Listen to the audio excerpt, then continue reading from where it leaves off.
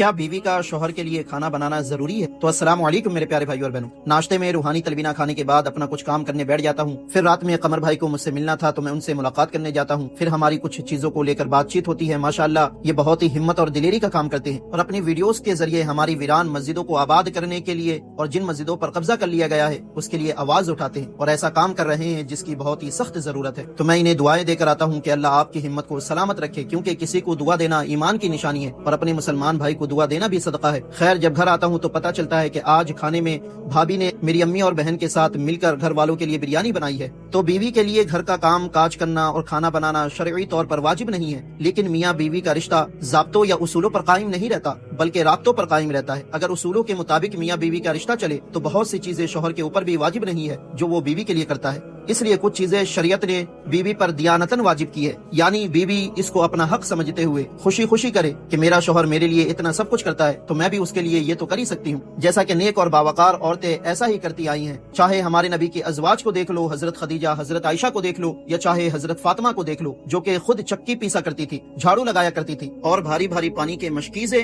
अपने कंधे पर उठाकर लाती थी। मगर एक शोहर का भी यह हक बनता है कि वो अगर जॉइंट फैमिली में नहीं है तो अपनी बीवी का हमारे नबी की तरह कामों में हाथ बटाए, वरना जॉइंट फैमिली में कई औरतें मिलकर ये काम कर लेती हैं जिससे सबके लिए आसानी हो जाती है। लेकिन घर की औरतों पर ज्यादा बोझ डालना या जबरदस्ती उन पर जुल्म करके काम करवाना भी जायज नहीं है। खैर, बिरयानी खाकर अम्मी से खाने की तारीफ करके बोल देता हूँ कि भाभी से कह दीजिएगा कि माशाअल्लाह बहुत ही अच्छी बिरयानी बनी है, क्योंकि तारीफ करना हमारे नबी की सुन्नत है। और अम्मी से इसलिए कहता हूँ क्योंकि अल्हम्दुलिल्लाह हमारे घर में देवर और भाभी से बातचीत करने और हंसी मजाक करने जैसा कोई माहौल नहीं है जिससे खुद हमारे नबी ने मना फरमाया है।